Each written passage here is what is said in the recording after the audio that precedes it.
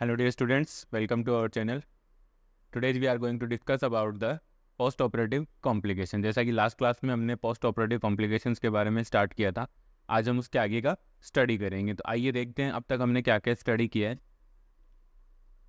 Start करते हैं। First हमने देखा था कि पेरी ऑपरेटिव नर्सिंग क्या होती है, उसके बाद हमने देखा classification of surgical procedure, phases of peri operative nursing, pre operative phase, consent, nutrition, elimination in surgical site, pre operative client teaching, exercises in post operative period, psychosocial preparation देखा। उसके बाद हमने देखा था कि प्री ऑपरेटिव चेकलिस्ट की pre operative checklist में क्या क्या चेक करना होता है। नेक्स्ट हमने देखा medical condition affecting the client in surgery, ऐसी कौन कौन सी मेडिकल कंडीशन है जो क्लाइंट को सर्जरी में अफेक्ट कर रही है। उसके बाद हमने देखा था medication affecting the client in surgery, ऐसी कौन कौन सी मेडिकेशन है जो क्लाइंट को सर्जरी में अफेक्ट कर रही है। उसके बाद हमने देखा इंट्रा ऑपरेटिव फेज की, इंट्रा ऑपरेटिव फेज कब स्टार्ट होती है, कौन कौन से उसमें फंक्शन होते हैं, कौन कौन सी नर्स की रेस्पॉन्सिबिलिटीज होती है, उन सब के बारे में देखा। उसके बाद हमने देखा था कि गाइडलाइन देखी थी कि रॉन्ग सर्जिकल साइट और रॉन्ग सर्जिकल प्रोसीजर होने से कैसे हम प्रिवेंट कर सकते हैं, वो सारी गाइडलाइन हमने पढ़ी। नेक्स्ट हमने देखा सर्जिकल सेफ्टी चेकलिस्ट की, पेशेंट को अच्छी से अच्छी इंट्रा ऑपरेटिव केयर प्रोवाइड करने के लिए कौन कौन सी सर्जिकल सेफ्टी चेकलिस्ट होती है, उनको उसके बारे में अपने डिटेल से स्टडी किया था। उसके बाद हमने देखा था कि पोस्ट ऑपरेटिव फेज क्या होती है। उसके बाद हमने शुरू किया था पोस्ट ऑपरेटिव फेज की, पोस्ट ऑपरेटिव फेज कब शुरू होती है, क्या इसमें नर्स के रोल होते हैं, वो सब देखा। उसके बाद हमने देखा type of post operative phase. उसके बाद हमने देखा ऑब्जर्वेशन इन पोस्ट ऑपरेटिव फेज, ऑब्जर्वेशन इन पोस्ट ऑपरेटिव पीरियड की, पोस्ट ऑपरेटिव पीरियड के अंदर कौन कौन सी चीज़ों का हमें ऑब्जर्वेशन करना है, क्योंकि पोस्ट ऑपरेटिव पीरियड क्या होता है, बहुत ही क्रिटिकल पीरियड होता है एक पेशेंट के लिए। तो हमें क्या करना है उस समय पोस्ट ऑपरेटिव पीरियड के दौरान हमें क्या करना होता है, क्रिटिकली पेशेंट को ऑब्जर्व करना है, काफ़ी क्लोजली पेशेंट को मॉनिटर करना होता है। नेक्स्ट हम देख रहे हैं पोस्ट ऑपरेटिव कॉम्प्लिकेशन, जो हमने लास्ट क्लास में भी पोस्ट ऑपरेटिव कॉम्प्लिकेशन देखे थे। ठीक है, तो आइए हम शुरू करते हैं आज की क्लास। पोस्ट ऑपरेटिव कॉम्प्लिकेशन में हमने अब तक देख लिया है, क्या क्या देख लिया है, न्यूमोनिया, एंटीलेक्सिस हमने देख लिया है। ठीक है, हाइपोक्सीमिया हमने देख लिया। नेक्स्ट हम देखा था कल पल्मोनरी एम्बोलिज्म। ठीक है, ये तीन चीज़ें हमने पढ़ ली थी। नेक्स्ट आज हम जो पढ़ेंगे वो है haemorrhage, shock, thrombophlebitis, urinary retention, constipation, paralytic ileus, wound infection, wound dehiscence and wound evisceration, ये सारी चीज़ें हम पढ़ना शुरू करेंगे। तो आज का हमारा टॉपिक है हेमरेज, कि हेमरेज के अंदर कैसे क्या रह रहा है। देखिए हेमरेज है वो पोस्ट ऑपरेटिव कॉम्प्लिकेशन है। ठीक है, ड्यूरिंग सर्जरी, ठीक है, बहुत सारा ब्लड का लॉस होने के चांसेस रहते हैं, लेकिन कई बार क्या होता है कुछ ऐसी कंडीशंस डेवलप हो जाती हैं। ठीक है, मान लीजिए आपने ड्रेसिंग अच्छे से नहीं की हो, ठीक है, उस कंडीशन के अंदर क्या होता है आपके स्टिच अच्छे से नहीं लगे हो, आपने कोई ऐसी वेन या कोई आर्टरी या कोई ऐसी ब्लड वेसल्स को आपने बिना टाई किए वुंड के अंदर क्लोज कर दिया, तो वो क्या कंटिन्यूसली उसके थ्रू ब्लड का लॉस होता रहेगा। तो इसमें नॉर्मली क्या करना है, ठीक है, नॉर्मली हम देखते हैं कि इसमें ब्लड का काफ़ी लॉस हो जाता है। तो आइए हम स्टार्ट करते हैं हेमरेज की। हेमरेज होता क्या है, the loss of large amount of blood in a short period of time, it may be internally और एक्सटर्नली। कि इसमें क्या बताया गया है कि loss of large amount of blood, haemorrhage के अंदर क्या होता है, एक लार्ज अमाउंट ऑफ ब्लड है वो लॉस हो जाता है, वो पेशेंट के बॉडी से बाहर निकल जाता है। अब वो हो सकता है कि वो इंटरनली भी हो सकता है वो एक्सटर्नली। एक्सटर्नली का मतलब है कि बाहर किसी वुंड से निकल रहा है, और इंटरनली का मतलब है कि पेशेंट की बॉडी के अंदर ही कोई वेन, कोई आर्टरी, कुछ रप्चर होगी, उस वजह से वहाँ से ब्लड निकल रहा है। जैसे कि हम माने एग्जाम्पल के तौर पे हम देख सकते हैं इक्टोपिक प्रेगनेंसी में क्या होता है, रप्चर इक्टोपिक हो जाता है, उसकी वजह से काफ़ी ब्लड लॉस होने के चांसेस होते हैं। तो उस कंडीशन के अंदर भी कोई फ्रैक्चर रिपेयर कर रहे हो, उस दौरान अगर मान लीजिए कोई ब्लड वेसल्स को डैमेज कर दिया, पता नहीं चला, और आपने फ्रैक्चर को वापस से स्टिच कर दिया, लेकिन आपने ब्लड वेसल्स को बांधा नहीं, तो वो ब्लड वेसल क्या करिए कंटिन्यूसली वहाँ से ब्लड का लॉस होता रहेगा। तो जो ब्लड का लॉस हो रहा है वो काफ़ी लार्ज अमाउंट में होगा। ठीक है, काफ़ी मैसिव अमाउंट के अंदर ब्लड का लॉस हो जाएगा। हो सकता है कि वो ब्लड का लॉस एक्सटर्नली हो और हो सकता है वो इंटरनली हो। तो ये दोनों कंडीशंस यहाँ पे अप्लाई होती है। अब मान लीजिए पेशेंट को हेमरेज है, उस कंडीशन के अंदर हमें क्या करना है, असेसमेंट करेंगे। तो असेसमेंट में हम देखेंगे रेस्टलेसनेस, जैसे जैसे ब्लड निकलता जाएगा, जैसे जैसे सर्कुलेटरी वॉल्यूम है बॉडी का, सर्कुलेटरी वॉल्यूम है वो कम होगा, तो क्या होगा, धीरे धीरे रेस्टलेसनेस आना शुरू होगी, पेशेंट है वो लेथार्जिक फील करना शुरू करेगा। ठीक है, उसके वीकनेस फील करना शुरू कर देगा। उसके बाद है वीक एंड रैपिड पल्स। ठीक है, वीक एंड रैपिड पल्स में यहाँ पे आएगा कि सबसे पहले क्या होगा, बॉडी कंपनसेट करना शुरू करेगी, तो क्या होगा, हाइपरटेंशन और टेकिकार्डिया कंडीशन कॉज होंगी। उसके बाद भी मान लीजिए कंपनसेट नहीं हो पा रहा है, मैनेजमेंट नहीं मिला, और उस कंडीशन के अंदर क्या होगा, फिर धीरे धीरे पल्स है वो वीक होना शुरू हो जाएगी। नेक्स्ट वन है हाइपोटेंशन, पेशेंट का जो ब्लड है वो बाहर निकल रहा है मतलब या तो वो ब्लड एक्सटर्नली लॉस हो रहा है या इंटरनली लॉस हो रहा है। लेकिन वो सर्कुलेटरी यानी कि ब्लड वेसल्स के अंदर सर्कुलेटरी सिस्टम से ब्लड बाहर आ रहा है, तो क्या होगा, सर्कुलेटरी सिस्टम के अंदर क्या होगा, हाइपोवोलीमिया, क्योंकि ब्लड लॉस हो रहा है, तो उस कंडीशन के अंदर क्या होगा, हाइपोटेंशन। नेक्स्ट वन है टेकीपीनिया। टेकीपीनिया क्या होगा, ऑक्सीजन की डिमांड पूरा करने के लिए बॉडी कंपनसेट करेगी तो क्या होगा, जल्दी जल्दी सांस मतलब रेस्पिरेटरी रेट है वो ऑटोमेटिकली बढ़ जाएगी। कूल एंड क्लैमी स्किन, जब ब्लड है वो प्रॉपर अमाउंट के अंदर सर्कुलेटरी सिस्टम के अंदर प्रॉपर अमाउंट के अंदर वॉल्यूम नहीं है, ठीक है, ब्लड नहीं है, तो उस कंडीशन के अंदर क्या होगा, पूरे ऑर्गन्स का परफ्यूजन इम्पेयर्ड हो जाएगा, सारे के सारे ऑर्गन्स का जो भी कंप्लीट बॉडी है उसके जो मोस्ट कॉमनली लोअर एक्सट्रीमिटीज़ का क्या होगा, जो टिश्यू परफ्यूजन है वो इनएडिक्वेट होगा, और इनएडिक्वेट होने की वजह से वहाँ पे क्या होगा, कूल एंड क्लैमी स्किन मिलेगी। ये शॉक के अंदर भी आपको देखने को मिलता है, तो इसको नोट कीजिएगा। नेक्स्ट वन है डिक्रीज यूरिन आउटपुट। ब्लड वो पहले से ही लॉस हो रहा है, ठीक है, चाहे वो एक्सटर्नली हो रहा होगा चाहे वो इंटरनली हो रहा होगा, तो उस कंडीशन के अंदर क्या होगा, किडनी के अंदर जो ब्लड की सप्लाई होनी होती है उतना ब्लड किडनी के पास नहीं जा पाएगा, तो किडनी यूरिन बनाएगी ही नहीं, वो कम कर देगी, क्योंकि नॉर्मली क्या है, कंपनसेट मैकेनिज्म शुरू होगा, ब्लड लॉस हो रहा है, तो उस कंडीशन के अंदर क्या करेगी, किडनी ज़्यादा से ज़्यादा रीअब्जॉर्प्शन शुरू करेगी और यूरिन आउटपुट को कम कर देगी। तो ये सारी चीज़ें हमें क्या करनी है, अगर किसी पेशेंट के अंदर हेमरेज है तो उसके अंदर ये सारे साइन एंड सिम्टम्स हमें क्या करने हैं, ऑब्जर्व करने हैं, ताकि हम पेशेंट को पोस्ट ऑपरेटिव कॉम्प्लिकेशन होने से, मतलब कोई भी लाइफ थ्रेटनिंग कंडीशन होने से हम उस पेशेंट को बचा सकें। नेक्स्ट वन है इंटरवेंशन की, ऐसी कंडीशन में हमें क्या कैसे मैनेज करना है, ठीक है।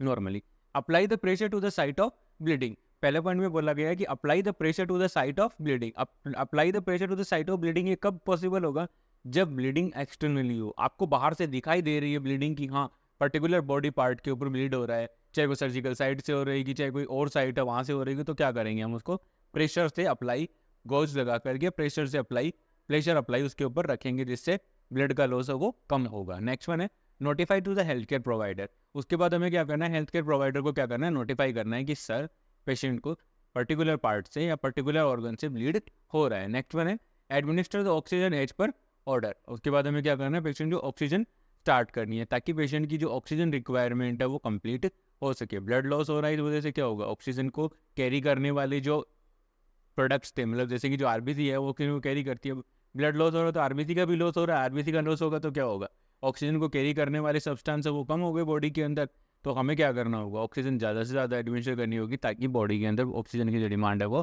पूरी हो सके। नेक्स्ट वन हमें क्या करना है, administer the IV fluids and as IV fluid and blood as prescribe. उसके बाद हमें क्या करना है, आईवी फ्लूइड्स लगाने, ठीक है, जैसे ही डॉक्टर का ऑर्डर मिलता है उसके अकॉर्डिंग हमें पर्टिकुलर आईवी फ्लूइड लगाना है, आरएल लगाना है, एनएस लगाना है, कोलोइडल सब्सटेंस लगाना है, कौन कौन से लगाने, वो सारा हमें प्रिस्क्रिप्शन के अंदर मिलेगा। साथ के साथ हो सकता है हमें ऑर्डर मिले ब्लड ट्रांसफ्यूजन, तो ब्लड ट्रांसफ्यूजन के बारे में हमारा पिछली क्लासों के बारे में, ब्लड ट्रांसफ्यूजन के बारे में पिछली क्लासों में अच्छे से स्टडी कर चुके हैं, प्लीज़ वहाँ से आप रेफर कीजिएगा, और कोई भी डाउट है तो प्लीज़ मेरे कमेंट सेक्शन में ज़रूर बताइएगा। नेक्स्ट है prepare the client for surgical procedure if required. फिर उसके बाद क्या करना है, अगर ज़रूरत है तो पेशेंट को हमें सर्जरी के लिए वापस से प्रिपेयर करना है। नॉर्मली मैंने अभी एग्जांपल दिया था कि मान लीजिए आप कोई फ्रैक्चर रिपेयर कर रहे थे, उस दौरान क्या हुआ, ब्लड वेसल इंजर्ड हो गई, आपने उस फ्रैक्चर को रिपेयर किया, उसके बाद आपने टिश्यूज़ को वापस से स्टिच करके ड्रेसिंग कर दी, लेकिन वहाँ से ब्लीडिंग हो रही है कंटिन्यूसली, आपको पता लगा कि हाँ पर्टिकुलर पार्ट के अंदर ब्लीडिंग होने के चांसेज है, तो अब आप क्या करोगे, अब उस पार्ट को आप दोबारा से ओपन करोगे, उसको अच्छे से एक्सप्लोर करोगे, एक्सप्लोर करके फाइंड आउट करोगे कि कहाँ से ब्लीडर निकल रहा है, कहाँ से ब्लड निकल रहा है, और उस पर्टिकुलर ब्लीडर को क्या करोगे, आप टाई अप करोगे, उसके बाद आप वापस से सूचरिंग करोगे, तो ये क्या हो गया, दोबारा से सर्जिकल प्रोसीजर, पेशेंट को वापस से ओटी में लेके जाना होगा, वापस इंट्रा ऑपरेटिव फेज शुरू हो जाएगी पेशेंट की, और वहाँ उस समय हमें क्या करना है, पेशेंट को अगर ज़रूरत है तो उस समय क्या करना होगा, हमें पेशेंट को सर्जरी के लिए दोबारा से प्रिपेयर करना हो। तो ये सारे काम कब करने हैं, जब एक केस है हेमरेज, पोस्ट ऑपरेटिव पीरियड के अंदर जब हेमरेज हो, तो ये सारे मैनेजमेंट करने हैं। नेक्स्ट वन है shock, most important, most commonly देखने को भी मिलता है कि शॉक क्या होता है, ठीक है, तो आइए हम स्टडी करते हैं शॉक क्या होता है। Shock is a condition in which the inadequate tissue perfusion is occur. Shock क्या है, कंडीशन है, शॉक एक ऐसी कंडीशन है जिसके अंदर क्या हो रहा है, इनएडिक्वेट टिश्यू परफ्यूजन। इनएडिक्वेट टिश्यू परफ्यूजन का मतलब यहाँ पे है कि जो बॉडी के अंदर क्या होता है, कंटिन्यूसली सेल के अंदर क्या चल रही है, मेटाबॉलिक एक्टिविटी चल रही है। अब वो उन मेटाबॉलिक एक्टिविटीज़ को क्या होगा, ऑक्सीजन की डिमांड है, ठीक है, ऑक्सीजन डिमांड है, और मेटाबॉलिक एक्टिविटीज़ के अंदर क्या है, वहाँ पे ऑक्सीजन की डिमांड भी है, साथ के साथ उस मेटाबॉलिक जो एक्टिविटीज़ हुई है, मेटाबॉलिक जो प्रोसेस चल रही है उसकी वजह से क्या हो, वहाँ पे वेस्ट प्रोडक्ट्स का भी जनरेशन हुआ है, ठीक है, वहाँ पर वेस्ट प्रोडक्ट्स भी बने हैं। तो नॉर्मली अब यहाँ पे क्या होगा, ब्लड आएगा पर्टिकुलर सेल या पर्टिकुलर ऑर्गन के पास, वहाँ पे उसको ऑक्सीजन देगा और ब्लड जब वापस वेनस रिटर्न के थ्रू जा रहा है तो उस कंडीशन के अंदर ब्लड क्या करेगा, जो भी उस टिश्यूज के अंदर, जो भी उस टिश्यू में पर्टिकुलर ऑर्गन के अंदर जो भी वेस्ट प्रोडक्ट थे उनको वापस से अपने साथ कैरी करके किडनी तक लेके जाएगा और उसको वहाँ से बाहर एक्सक्रिएट करता है। लेकिन शॉक की कंडीशन में क्या होता है, ये जो प्रोसेस है जो अभी मैंने समझाई है वो प्रोसेस क्या हो गई है, इनएडिक्वेट हो गई है, कम हो रही है। बॉडी की ऑक्सीजन डिमांड है वो बढ़ गई है और जो वेस्ट प्रोडक्ट्स है वो बाहर नहीं निकल रहे हैं। तो उस कंडीशन के अंदर क्या होता है, शॉक होता है। ठीक है, तो देखिए शॉक क्या है। Shock is a condition in which the inadequate tissue perfusion is occur due to the loss of circulatory fluid volume. ये क्यों हुआ, सर्कुलेटरी फ्लूइड वॉल्यूम कम होने की वजह से। अब सर्कुलेटरी फ्लूइड वॉल्यूम हो सकता है हेमरेज हो, उसकी वजह से भी कम हो सकता है। मतलब पहले हेमरेज हो रहा है, हेमरेज के बाद ये कंडीशन क्या आ जाएगी, शॉक होने के चांसेस होते हैं। ठीक है, नेक्स्ट हम देख रहे हैं कि इसमें हम देख रहे हैं फ्लूइड वॉल्यूम कम होगा which is usually by the haemorrhage. मैंने अभी बताया कि हेमरेज की वजह से ये चीज़ें होने के चांसेस होते हैं। शॉक क्या है, ठीक है, दोबारा से एक बार इस डेफिनेशन को हम रिवाइज करते हैं। ठीक है, शॉक क्या है, shock is a condition in which inadequate tissue perfusion is occur, ठीक है, due to the loss of circulatory fluid volume which is usually cause by haemorrhage, जो कि हेमरेज की वजह से कॉज हुई है। ठीक है, तो उस कंडीशन के अंदर शॉक के अंदर क्या होगा, बॉडी के अंदर जो टिश्यू परफ्यूजन है, जो टिश्यूज के अंदर जो वेस्ट प्रोडक्ट बन रहे हैं उनका वहाँ से प्रॉपरली एक्सक्रीशन नहीं हो पाएगा, ऑक्सीजन की डिमांड कंप्लीट नहीं हो पाएगी। साथ के साथ में क्या हुआ, ठीक है, ये सारा क्यों हुआ, ये इसका मेन कोज क्या था, इसका मेन कोज क्या था, सर्कुलेटरी फ्लूइड वॉल्यूम वो कम हो गया। अब सर्कुलेटरी फ्लूइड वॉल्यूम कम कैसे हुआ, ठीक है, हेमरेज की वजह से। मोस्ट कॉमन कोज होता है हेमरेज है, उसकी वजह से सर्कुलेटरी फ्लूइड वॉल्यूम है वो कम हो गया। तो अब इस कंडीशन के अंदर कौन कौन से क्लिनिकल मैनिफेस्टेशन हमें देखने के लिए मिलेंगे, देखिए, रेस्टलेसनेस, सर्कुलेटरी फ्लूइड वॉल्यूम कम है, बॉडी की ऑक्सीजन डिमांड है वो पूरी नहीं हो पा रही। जैसे जैसे ऑक्सीजन की डिमांड है वो पूरी नहीं होगी तो बॉडी के अंदर रेस्टलेसनेस आएगी, वीकनेस फील होगी, ड्राउजी फील करना लग जाएगा पेशेंट। नेक्स्ट वन है वीकनेस फील करेगा क्योंकि हाइपरटेंशन भी है। उसके बाद सर्कुलेटरी फ्लूइड वॉल्यूम कम हो गया, इसका मतलब है कि ब्लड प्रेशर कम हो गया। अब इस ब्लड प्रेशर को कम, जो हाइपरटेंशन है उसको कंपनसेट करने के लिए हार्ट क्या करेगा, हार्ट रेट को बढ़ाएगा। हार्ट रेट बढ़ गई तो इसका मतलब रैपिड पल्स हो गई, टेकीकार्डिया हो गया। ठीक है, अब सर्कुलेटरी फ्लूइड वॉल्यूम में वो लॉस हो गया तो किडनी क्या करेगी, एक्सेसिव रीअब्जॉर्प्शन शुरू कर देगी, किडनी यूरिन बनाना ही बंद कर देगी क्योंकि वो बाहर भेज ही नहीं सकती क्योंकि पहले से बॉडी के अंदर फ्लूइड की कमी है। तो उस कंडीशन के अंदर क्या होगा, यूरिन आउटपुट है वो भी कम हो जाएगा।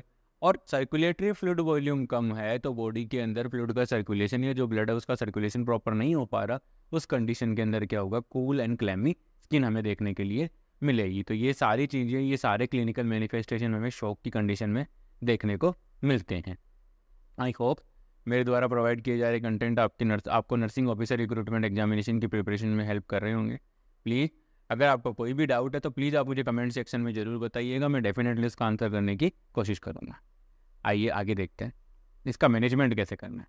ठीक है, तो इंटरवेंशन, कौन कौन से ऐसे इंटरवेंशन हैं जिनको कंप्लीट करके हैं, जिनको परफॉर्म करके हम क्या कर सकते हैं, पेशेंट को शॉक से बचा सकते हैं, शॉक की कंडीशन से उसको वापस रिकवर कर सकते हैं। तो देखिए, इफ़ शॉक डेवलप, मान लीजिए शॉक डेवलप हो रहा है, मान लीजिए अगर शॉक डेवलप हो गया, उस कंडीशन के अंदर क्या करना है, elevate the leg of the patient. उसके बाद हमें क्या करना है, पेशेंट के लेग से उनको एलिवेट कर देना। एलिवेट कर देंगे तो क्या होगा, हेड एंड है वो लोअर तरफ, लोअर साइड में चला जाएगा और लेग्स हैं वो अप साइड में रहेंगे, अपर रहेंगे, लेग्स हैं वो थोड़े से उठे हुए रहेंगे, मतलब रिवर्स टेंडलबर्ग पोजीशन हो गई है। ठीक है, टेंडलबर्ग पोजीशन हो गई। अब टेंडलबर्ग पोजीशन के अंदर क्या होगा, ठीक है, हेड एंड है वो लो साइड में और जो लेग एंड्स है वो क्या हो गए, वो अप साइड में हो गए। अब इस कंडीशन के अंदर क्या होगा, ड्यू टू द ग्रेविटी की वजह से क्या होगा, जो भी लोअर एक्सट्रीमिटीज़ का जो ब्लड था वो सारा का सारा हेड एंड की तरफ आ जाएगा और जो CNS है उसकी ऑक्सीजन और उसकी जो ब्लड डिमांड है, ऑक्सीजन डिमांड है, उसकी जो मेटाबॉलिक डिमांड थी, जो ऑक्सीजन की डिमांड है उसको क्या हो जाएगी, वो कंप्लीट हो जाएगी। तो उस कंडीशन से हमें क्या होगा, पेशेंट है वो काफ़ी अच्छा फील करेगा, रेस्टलेस नहीं होगा, ठीक है, ड्राउजी नहीं फील होगा उसको। लेग्स को हमें क्या करना है, नॉर्मली एलिवेट कर देना है। नेक्स्ट वन है, उसके बाद अगर ऐसी कंडीशन हमें देखने को मिल रही है, वो सारे साइन एंड सिम्टम्स अगर हमें देखने को मिल रहे हैं तो उस कंडीशन के अंदर हमें क्या करना है, notify to the health care provider. उसके बाद हमें क्या करना है, हेल्थ केयर प्रोवाइडर को नोटिफाई करना है। नेक्स्ट वन है, administer the oxygen as prescribe. Body की ऑक्सीजन डिमांड बढ़ गई है क्योंकि शॉक हो रखा है पेशेंट को, पेशेंट का सर्कुलेटरी वॉल्यूम वो कम है, ऑक्सीजन की डिमांड बढ़ती जा रही है, तो हमें क्या करना होगा, बाहर से ऑक्सीजन है वो एडमिनिस्टर करनी होगी। नेक्स्ट वन है, monitor the level of consciousness. मैंने पहले ही बता दिया, जैसे जैसे सर्कुलेटरी फ्लूइड वॉल्यूम है उसका लॉस होगा तो क्या होगा, CNS की ब्लड सप्लाई है वो इनएडिक्वेट होगी। अब CNS की ब्लड सप्लाई इनएडिक्वेट होगी तो जैसे धीरे धीरे क्या होगा, लॉस ऑफ कॉन्शियसनेस, पेशेंट अपनी कॉन्शियसनेस है उसको खोने लग जाएगा। नेक्स्ट वन है, monitor the vital sign for tachycardia and hypotension, definitely fluid volume loss हो रहा है, ठीक है, चाहे वो हेमरेज की वजह से, डिहाइड्रेशन की वजह से, चाहे वो डायरिया की वजह से हो रहा है, कैसे भी हो रहा है, बॉडी से सर्कुलेटरी वॉल्यूम है वो कम हो रहा है, उस वजह से उसको कंपनसेट करने के लिए क्या होगा, टेकीकार्डिया होगा और हाइपोटेंशन हो रहा है, और हाइपोटेंशन को कंपनसेट करने के लिए टेकीकार्डिया होगा ताकि बीपी को बढ़ाया जा सके, वेसोकंस्ट्रिक्शन होगा, ठीक है, वेसोवेगल इफेक्ट के थ्रू वेसोकंस्ट्रिक्शन हो जाएगा और टेकीकार्डिया हो जाएगा। शॉक की कंडीशन के अंदर मोस्ट कॉमनली हमें क्या करना है, इन पेशेंट का इनटेक आउटपुट चार्ट भी हमें मेंटेन करना है ताकि हमें ये पता रहे कि पेशेंट के अंदर कितना हमने फ्लूइड एडमिनिस्टर किया और कितना पेशेंट ने यूरिन आउटपुट किया है, या फिर किसी भी रूट से कितना बॉडी से फ्लूइड का लॉस हुआ है। तो ये सारा क्या करना है, हमें मॉनिटर करके रखना है। नेक्स्ट वन है assist the skin for colour, temperature, turgor, moisture and mucous membrane. फिर हमें क्या करना है, स्किन के कलर को असिस्ट करना है कि स्किन का कलर कैसा है, पेल तो नहीं हो रहा, पेल हो रहा है इसका मतलब हेमरेज हुआ है, उस वजह से हो रहा है, तो हमें क्या करना होगा, ब्लड ट्रांसफ्यूजन करना होगा, क्योंकि अगर फ्लूइड देते जाएंगे तो हीमोडाइल्यूशन हो जाएगा, उस वजह से बॉडी के अंदर जो आरबीसी का जो कंसंट्रेशन है वो कम होगा हीमोडाइल्यूशन की वजह से, तो उसको प्रिवेंट करने के लिए हमें ब्लड ट्रांसफ्यूजन करना होगा। उसके बाद हमें क्या करना है, टेम्परेचर चेक करना है कि पेशेंट ठंडा तो नहीं है, कूल एंड क्लैमी स्किन तो नहीं है पेशेंट की, टर्गर, स्किन की जो इंटेक्टनेस है, जो टेक्सचर है उसको हमें चेक करना है। नेक्स्ट मॉइस्चर, स्किन है वो मॉइस्ट है कि नहीं है, ठीक है, टंग वो ड्राई है कि नहीं है, म्यूकस मेम्ब्रेन है वो ड्राई तो नहीं हो रही, ये सारी चीज़ें हमें क्या करनी है, ऑब्जर्व करनी है और मॉनिटर करनी है, असिस्ट करनी है, ठीक है। नेक्स्ट वन है administer the IV fluids, blood and blood products and collared solution. जैसे भी हमें एज पर डॉक्टर्स एडवाइस हमें क्या करना है, पेशेंट के अंदर आईवी फ्लूइड्स एडमिनिस्टर करने, साथ के साथ हमें क्या करना है, आईवी फ्लूइड्स के साथ साथ हमें क्या करना है, एडमिनिस्टर करना है ब्लड एंड ब्लड प्रोडक्ट, जरूरत है उसके according blood and blood products को हमें क्या करना होगा, एडमिनिस्टर करना होगा। और कोलोइडल सोल्यूशन भी हम एडमिनिस्टर कर सकते हैं as per doctor advice. Colloidal solution क्या करेंगे, प्लाज्मा एक्सपेंडिचर होते हैं, ये क्या करेंगे, प्लाज्मा वॉल्यूम को इंक्रीज कर देते हैं। तो वहाँ पे जब भी हमें पेशेंट की बॉडी के अंदर प्लाज्मा वॉल्यूम को एक्सटेंड करना होता है, एक्सपेंड करना होता है, उस कंडीशन के अंदर हम क्या करते हैं, कोलोइडल सॉल्यूशंस का यूज करते हैं, और कोलोइडल सॉल्यूशन क्या करते हैं, प्लाज्मा एक्सपेंडिचर होते हैं, ठीक है। नेक्स्ट वन है not, if the client had spinal anaesthesia, अगर आपका पेशेंट है उसको स्पाइनल एनेस्थीसिया है, do not elevate the leg of the patient, उस कंडीशन के अंदर हमें पेशेंट के लेग्स को एलिवेट नहीं करना है, मतलब पेशेंट को टेंडलबर्ग पोजीशन हमें नहीं देनी है। जब पेशेंट के लेग्स हैं उनको एलिवेट नहीं करना है, कब नहीं करना है, अगर हमारा पेशेंट स्पाइनल एनेस्थीसिया के अंदर, अगर ऐसा हम करेंगे, मान लीजिए हम टेंडलबर्ग पोजीशन दे रहे हैं स्पाइनल एनेस्थीसिया में, तो क्या होगा, जो स्पाइनल एनेस्थीसिया का जो इफेक्ट है वो नीचे की तरफ मतलब सर की तरफ आना शुरू हो जाएगा, और वो नीचे आकर के क्या कर देगा, जो डायफ्रामेटिक मसल्स हैं, इंटरकोस्टल मसल्स है, डायफ्राम की जो मसल्स हैं उनको क्या कर देगा, एनेस्थेटाइज कर देगा, और उनको एनेस्थेटाइज कर देगा तो पेशेंट को क्या हो जाएगी, ब्रीथिंग और कफिंग डिफिकल्टी होनी शुरू हो जाएगी। पेशेंट की ब्रीथिंग डिफिकल्टी है वो स्टार्ट हो जाती है, क्योंकि डायफ्रामेटिक मसल्स का हमारे इन रेस्पिरेशन के अंदर बहुत ज़्यादा रोल होता है, जो कि मोस्ट कॉमनली यहाँ पर देखने को हमें मिलती है, यहाँ पे जहाँ मेरा कर्सर चल रहा है वहाँ पर हमें डायफ्राम देखने को मिलता है। और ये डायफ्राम क्या करता है, नीचे की तरफ खींचता है और बाहर की तरफ बाहर की तरफ कौन खींचेगा, इंटरकोस्टल मसल, और ये क्या करेगा, नीचे की तरफ। और जब सांस छोड़नी होती है तो क्या करता है, ये बॉडी को, जो डायफ्राम है वो क्या करता है, लंग्स को ऊपर की तरफ धकेलता है, और इंटरकोस्टल मसल्स अंदर की तरफ धकेलती है, जिससे पूरी बॉडी, जिससे लंग्स के अंदर इंट्राथोरेसिक प्रेशर बढ़ता है और एक्सपिरेशन की प्रोसेस होती है, ठीक है। आई होप आपको समझ में आ रहा होगा। कोई भी डाउट है प्लीज़ मुझे कमेंट सेक्शन में ज़रूर बताइए, मैं डेफिनेटली उसका आंसर करूँ। नेक्स्ट वन है इंपॉर्टेंट पॉइंट, थ्रोम्बोफ्लेबाइटिस, काफ़ी इंपॉर्टेंट पॉइंट जो मोस्ट कॉमनली हमें देखने के लिए मिलता है। कई बार इसकी वजह से पेशेंट एक लाइफ थ्रेटनिंग कंडीशन के अंदर भी जा सकता है। तो अब इस कंडीशन के अंदर हम देखेंगे कि थ्रोम्बोफ्लेबाइटिस क्या होता है। देखिए, thrombophlebitis is an inflammation of the vein. Thrombophlebitis क्या है, वेन्स का इन्फ्लामेशन है। Thrombophlebitis is the inflammation of the vein mostly cause by the clot formation, और mostly cause by the clot formation. Vein का इन्फ्लामेशन है जो क्या हो रहा है, क्लॉट फॉर्मेशन की वजह से ज़्यादा हो रहा है। मोस्ट कॉमनली किसकी वजह से हुआ, क्लॉट फॉर्मेशन की वजह से। उसके बाद क्या हुआ, क्लॉट फॉर्म हुआ, क्लॉट फॉर्म होने के बाद क्या हुआ, वेन का इन्फ्लामेशन हो गया, ठीक है। नेक्स्ट वन है the thrombophlebitis mostly affecting to the leg vein. बिल्कुल, जो थ्रोम्बोफ्लेबाइटिस है वो मोस्ट कॉमनली किसको करता है, लेग वेन्स को अफेक्ट करता है, क्योंकि लेग वेन्स के अंदर क्या होता है, जो प्रेशर होता है वो काफ़ी कम होता है, ठीक है। लेग वेन्स के अंदर जो प्रेशर है वो काफ़ी कम होता है, यहाँ पे वेनस स्टेसिस के चांसेस काफ़ी ज़्यादा होते हैं। ड्यूरिंग सर्जरीज हम क्या करते हैं, पेशेंट को एक पर्टिकुलर पोजीशन में रखते हैं। जैसे कि मैंने मेरी पिछली क्लासों में बताया था कि अगर हम पेशेंट को 4 घंटे या 4 घंटे से ज़्यादा पेशेंट को लिथोटोमी पोजीशन में रखते हैं तो पेशेंट की लोअर एक्सट्रीमिटीज़ के अंदर कंपार्टमेंट सिंड्रोम होने के चांसेस होते हैं। आप मुझे ज़रूर बताइएगा, आप मुझे ये बताइएगा कि कंपार्टमेंट सिंड्रोम क्या होता है, ठीक है। मैं इसका वेट करूँगा कमेंट सेक्शन में। प्लीज़ मुझे कमेंट सेक्शन में ज़रूर बताना कि कंपार्टमेंट सिंड्रोम क्या होता है, ठीक है। नॉर्मली क्या होता है, लिथोटोमी पोजीशन के अंदर क्या होगा, पेशेंट अब एनेस्थीसिया के अंदर है, एनेस्थीसिया की वजह से वैसे ही पेशेंट का वेजोडाइलेशन हो रखा है, ठीक है, हाइपोटेंशन हो रखा है, वेजोडाइलेशन हो रखा है। उस कंडीशन के अंदर पेशेंट को लिथोटोमी पोजीशन देंगे। लिथोटोमी पोजीशन के अंदर क्या होगा, पेशेंट के लेग्स है वो बैंड हो रखे हैं और उस वजह से क्या होगा, प्रॉपर ब्लड है, जो प्रॉपर जो वेनस रिटर्न है वो लोअर एक्सट्रीमिटीज़ का नहीं हो पाता। इस वजह से वेनस स्टेसिस होता है और वेनस स्टेसिस की वजह से क्या होता है, क्लोटिंग की जो मैकेनिज्म है वो एक्टिवेट हो जाती है और क्लोट का फॉर्मेशन हो जाता है। तो उस कंडीशन के अंदर क्या है, मोस्ट कॉमनली क्लोट फॉर्म होगा। क्लोट फॉर्म होगा तो क्या होगा, वेन का इन्फ्लामेशन हो जाता है। वेन का इन्फ्लामेशन हो गया, उसको क्या बोल रहे हैं हम, थ्रोम्बोफ्लेबाइटिस। और थ्रोम्बोफ्लेबाइटिस क्यों हुआ, due to the formation of clot formation. और मोस्ट कॉमनली जो थ्रोम्बोफ्लेबाइटिस है वो कहाँ देखने को मिलता है, लेग वेन्स के अंदर हमें देखने को मिलता है, ठीक है। नेक्स्ट वन है क्लिनिकल मैनिफेस्टेशन की थ्रोम्बोफ्लेबाइटिस के कौन कौन से क्लिनिकल मैनिफेस्टेशन है। फर्स्ट वन है इन्फ्लामेशन ऑफ द वेन। बिल्कुल पहले डेफिनेशन के अंदर हमने पढ़ लिया कि इन्फ्लामेशन वेन है, उसके अंदर स्वेलिंग आ जाएगी। नेक्स्ट वन है क्रैम्पिंग पेन, पेशेंट के लेग्स के अंदर पेशेंट को क्रैम्पिंग पेन फील होगा। नेक्स्ट वन है when feel harder and tenderness, ठीक है। जिस लेग की वेन के अंदर थ्रोम्बोफ्लेबाइटिस हुआ है उस लेग की वेन के अंदर क्या होगा, काफ़ी जैसे ही हम पाल्पेट करके देखेंगे तो क्या होगा, वेन वो काफ़ी हार्ड होंगी और जैसे ही हाथ लगाएंगे तो पेशेंट है वो दर्द से कर रहेगा। मतलब उस अगर ऐसा कुछ हुआ है तो उसको बोलते हैं हम टेंडरनेस, मतलब काफ़ी ज़्यादा टाइटनेस है। जैसे ही आपने टच किया तो पेशेंट को इन्फ्लाम जो वेन है उसके अंदर क्या होगा, पेन हो रहा है, इन्फ्लामेटरी प्रोसेस की वजह से वहाँ पे क्या हो रहा है, पेन हो रहा है, ठीक है। तो उसको वो जो वेन होगी वो काफ़ी हार्ड होगी और साथ के साथ क्या होगी, वो टेंडरनेस भी शो करेगी। और ये सारा कुछ हो रहा है तो उस कंडीशन के अंदर क्या होगा, वहाँ पे टेम्परेचर वो भी इंक्रीज हो जाता है। जो आसपास के थ्रोम्बोफ्लेबाइटिस के आसपास के जो एरिया है, उस वेन के आसपास का एरिया, वहाँ पे आपको टेम्परेचर इंक्रीज मिलता है।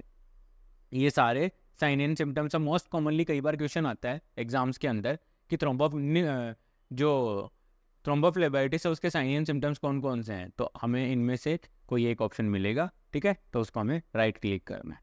नेक्स्ट वन है इंटरवेंशन की थ्रोम्बोफ्लेबाइटिस को कैसे मैनेज करना है। देखिए intervention, monitor the leg for swelling. उसके बाद हमें क्या करना है, लेग को स्वेलिंग के लिए मॉनिटर करना है कि जो लेग है उसके अंदर स्वेलिंग तो नहीं है, स्वेलिंग है, पेन है, इन्फ्लामेशन है, टेंडरनेस एंड साइनोसिस के लिए हमें क्या करना है, लेग वेंस को मॉनिटर करना है, चेक करना है, असिस्ट करना है लेग वेंस को बार बार। टाइमली पोस्ट ऑपरेटिव पीरियड के अंदर हमें क्या करना है, लेग वेंस को असिस्ट करना है। लेग वेंस को असिस्ट करके हमें क्या देखना है कि उसके अंदर इन्फ्लामेशन तो नहीं है, उसके अंदर पेन तो नहीं है, वहाँ कोई टेंडरनेस तो प्रेजेंट नहीं है, क्योंकि ये सारे साइन एंड सिम्टम्स किसको इंडिकेट कर रहे हैं, ठीक है, ये सारे साइन एंड सिम्टम्स थ्रोम्बोफ्लेबाइटिस को इंडिकेट कर रहे हैं। तो हमें ये सारी चीज़ें नोट करनी है। नेक्स्ट वन है if above sign are present notify to the health care provider. अगर इनमें से कोई भी एक साइन प्रेजेंट होता है, जैसे कि पेन हो रहा है, टेंडरनेस हो रही है, ठीक है, स्वेलिंग हो रही है, ठीक है, टेम्परेचर बढ़ा हुआ है, ये सारी चीज़ें अगर हमें फील हो रही हैं, हमें मिल रही हैं वहाँ पे पेशेंट की लोअर एक्सट्रीमिटी की वेन के अंदर, तो उस कंडीशन के अंदर हमें क्या करना है, इमीडिएटली हमें क्या करना है, हेल्थ केयर प्रोवाइडर को हमें क्या करना है, इन्फॉर्म करना है। नेक्स्ट वन है elevate the extremity at the 30 degree angle. उसके बाद हमें क्या करना है, पिल्लो वगैरह की हेल्प लेकर के जो लोअर एक्सट्रीमिटीज़ है उनको क्या कर देना, एलिवेट कर देना है, 30 डिग्री एंगल पे हमें एलिवेट कर देना है, ताकि लोअर एक्सट्रीमिटीज़ का जो वेनस रिटर्न है वो प्रॉपर हो सके और वहाँ पर जो वेनस स्टेसिस हो रहा है, वेनस स्टेसिस हो रहा है, उसको हम क्या कर सकें, रोक सकें, प्रिवेंट कर सकें।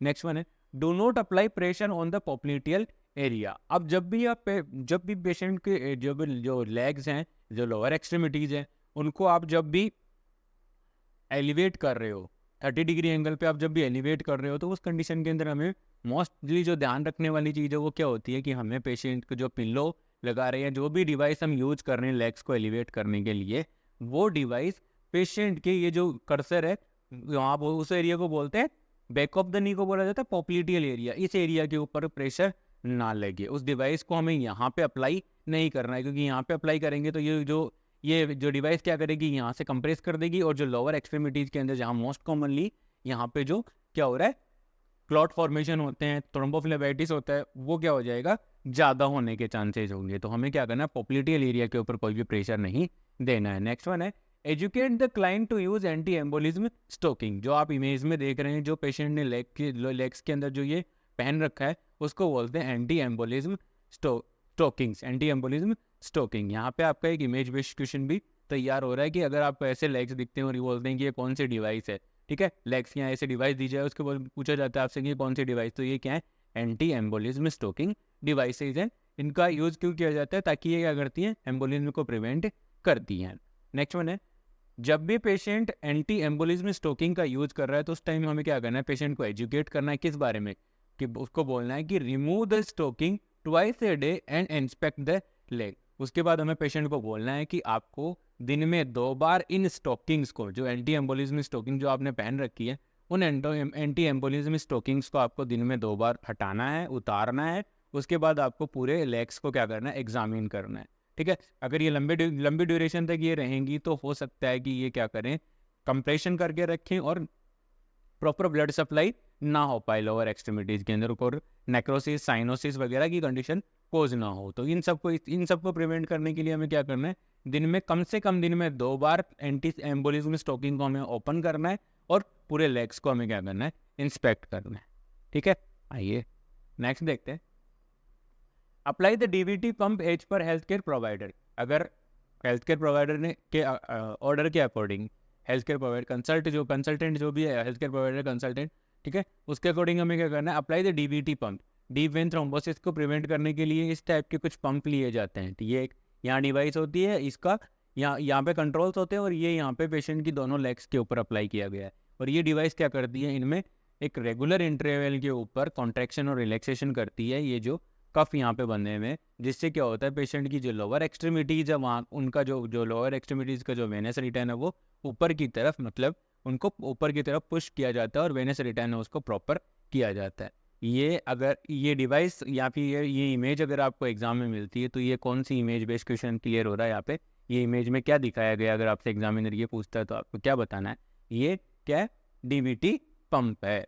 नेक्स्ट वन है perform the range of motion exercise in every 2 hours. हमने पेशेंट को पोस्ट ऑपरेटिव पीरियड के अंदर लेग एक्सरसाइज के बारे में बताया था, ठीक है। अब यहाँ पे वो लेग एक्सरसाइज काम आ रही है हमारे, कि हमें क्या करना है, पेशेंट को रेंज ऑफ मोशन एक्सरसाइजेज के बारे में, जो भी लेग्स की हैं, एंकल की हैं, काफ मसल्स की हैं, थाई की हैं, उन एक्सर जो भी particular advice as per health care provider की जो भी एडवाइस है उसके अकॉर्डिंग हमें क्या करना है, पेशेंट को एजुकेट करना और बोलना है एवरी 2 आवर्स के अंदर आपको ये एक्सरसाइज परफॉर्म करनी है। नेक्स्ट वन है एनकरेज फॉर अर्ली एम्बुलेशन। उसके बाद हमें क्या करना है, पेशेंट को मोटिवेट करना है कि आप जल्दी से जल्दी मूवमेंट करना शुरू कीजिए, ठीक है। पेशेंट को एनकरेज करते रहना है कि आप मूवमेंट शुरू कीजिए, ताकि पोस्ट ऑपरेटिव कॉम्प्लिकेशन को कम से कम किया जा सके, कम हो सके, उनको प्रिवेंट कर सके। नेक्स्ट वन है do not place the patient in a single position for a extended period.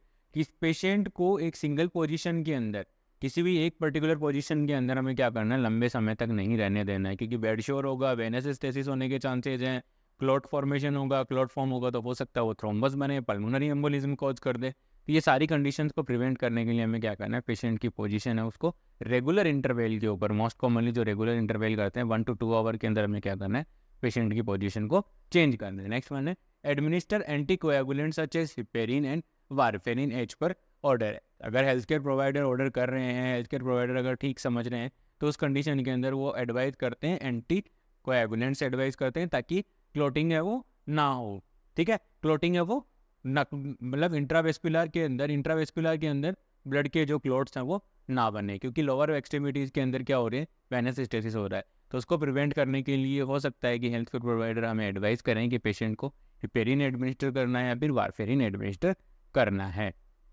ठीक है। हिपेरिन और वारफेरिन के एंटीडोट आप मुझे कमेंट सेक्शन में कमेंट करके ज़रूर बताइए, ठीक है। नेक्स्ट